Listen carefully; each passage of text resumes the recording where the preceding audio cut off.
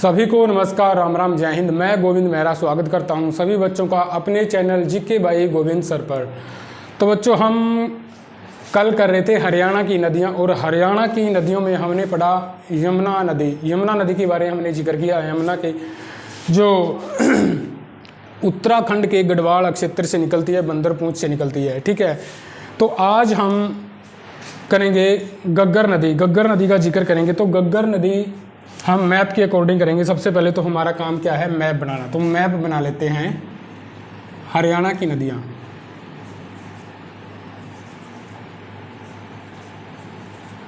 हरियाणा की नदियाँ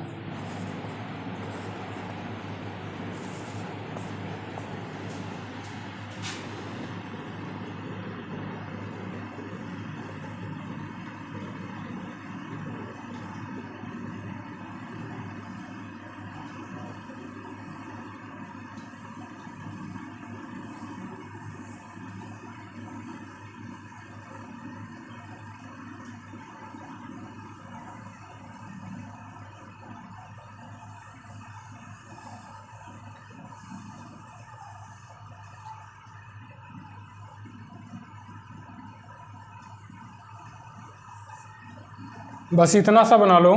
हमने गग्गर नदी के बारे में जिक्र करना है। गग्गर नदी हरियाणा के उत्तर पश्चिमी क्षेत्र में बहती है। ये कौन सा है?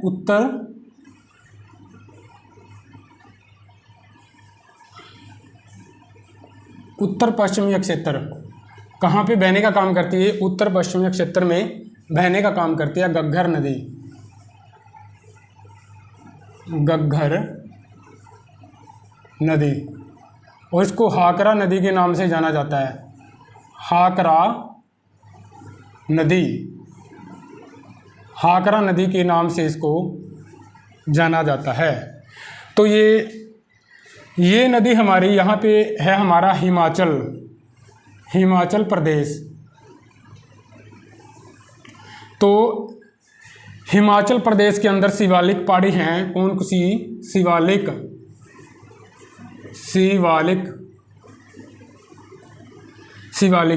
तो एक स्थान है सोलन जिला। कौन सा जिला है? सोलन जिला। तो एक स्थान है हमारा डागसाई नामक स्थान।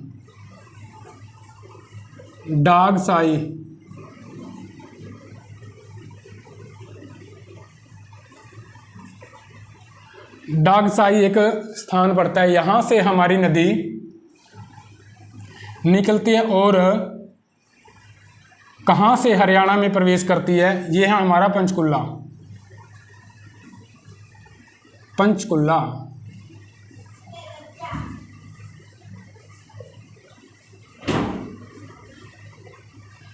पंचकुला जिला। तो पंचकुला के अंदर यहाँ पे पड़ते हैं ना, ये है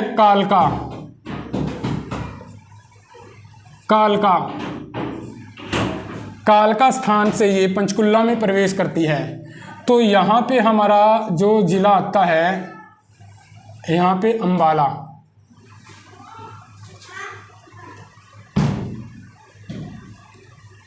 ये आता है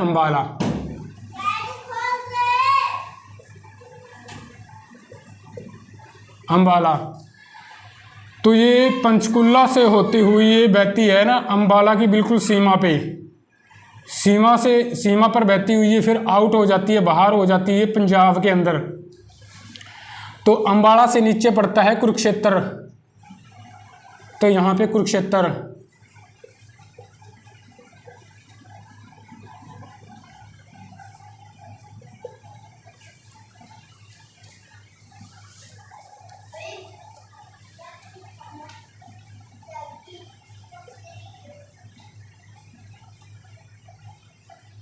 यहाँ पड़ता है कुरुक्षेत्र।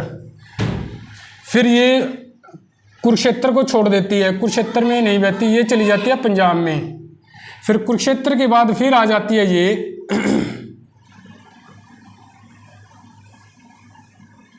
यहाँ पे कैथल के अंदर। यहाँ पे पड़ता है हमारा कैथल। कैथल।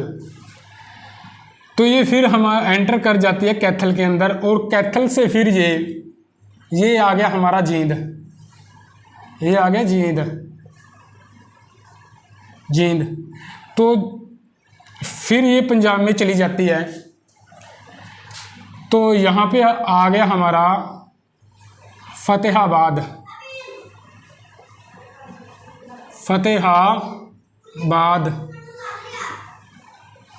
फिर जींद को छोड़ देती है, फिर एंटर कर जाती है ये फतेहाबाद के अंदर। फतेहाबाद से सीधी ये सिरसा चली जाती है। कहाँ पे? ये हमारा हरियाणा का सिरसा जिला, सिरसे में एक चली जाती है। फिर सिरसा से होती हुई ये राजस्थान के हनुमानगढ़ जिले के अंदर विलुप्त हो जाती है। तो राजस्थान में इस नदी का नाम क्या है? मृत नदी। राजस्थान के अंदर इस नदी को क्या बोला जाता है? मृत नदी, मृत नदी।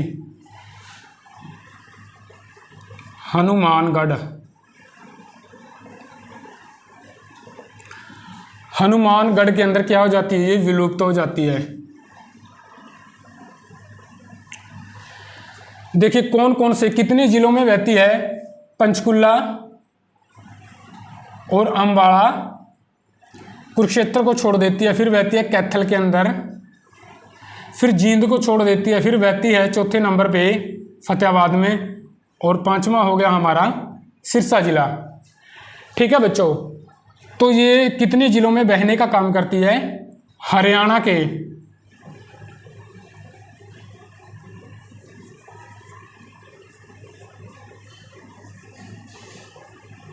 के 5 जिलों में क्या है? ये बहती है उत्तर पश्चिमी क्षेत्र में। जींद और कुरुक्षेत्र को ये छोड़ देती है। अगर आपसे कोई ये पूछ ले कि गग्गर नदी की कुल लंबाई कितनी है, इसकी कुल लंबाई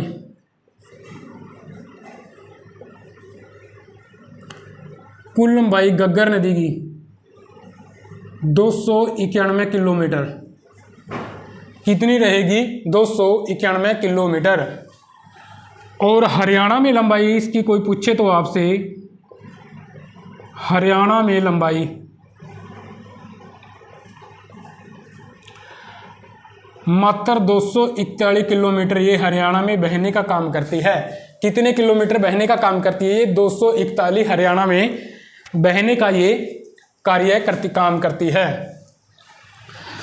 तो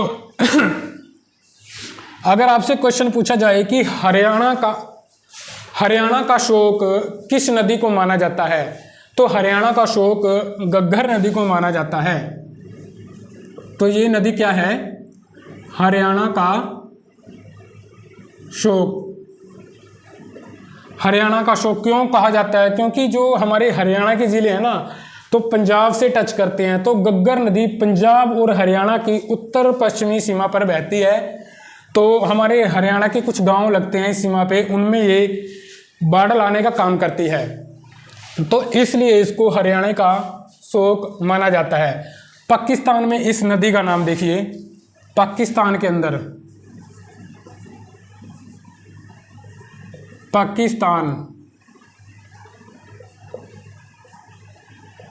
क्या नाम है इसका? पाकिस्तान के अंदर नारा नदी के नाम से इसको पाकिस्तान में जाना जाता है। ठीक है, इतना समझ में आया आपको? अगर इससे आपसे कोई इसकी सहायक नदियों की बात करे, इसकी सहायक नदियां कौन कौन सी है, इसको नोट करने का काम करे, फिर हम आगे चलते हैं। जल्दी जल्दी नोट करें इसको।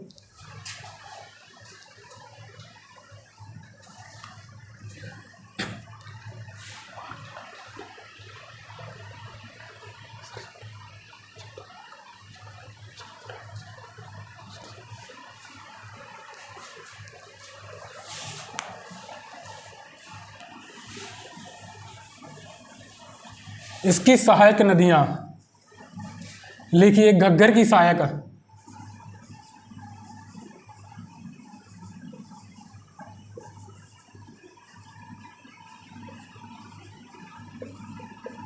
सहायक नदियां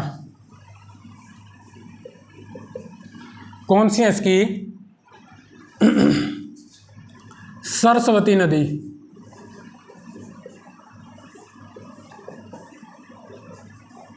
सरस्वती नदी, मारकंडा,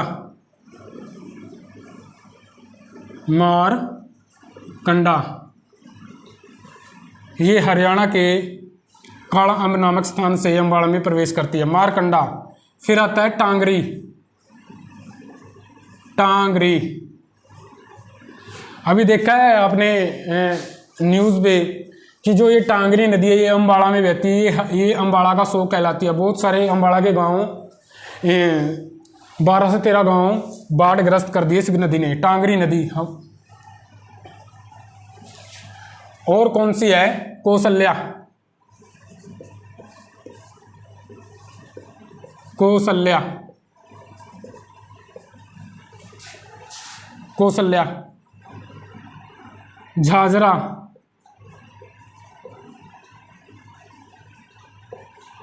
सुरसती, सुरसती ये है इसकी घग्गर नदी की सहायक नदियां। क्वेश्चन आपसे कोई पूछे कि घग्गर नदी के अंदर छोटे छोटे नाले आकर घग्गर नदी में गिर जाते हैं, तो उन नालों को क्या बोला जाता है? उत्तर पश्चिमी क्षेत्रों में उन नालों को क्या बोला जाता है? चो बोला जाता है। क्या बोला जाता है? चो। लिखिए घग्गर नदी में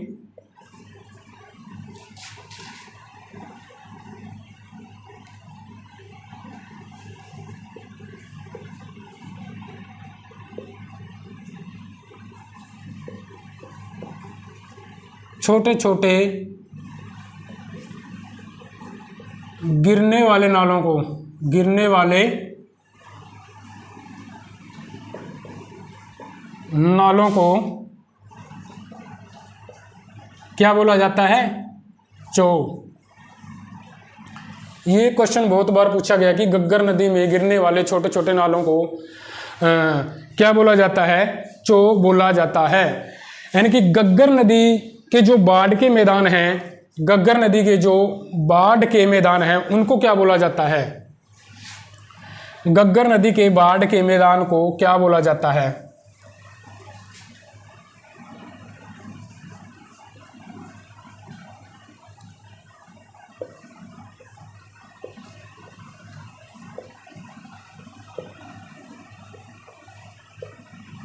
बाढ़ के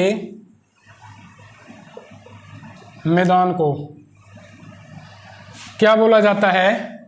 नीली बोलते हैं, नीली।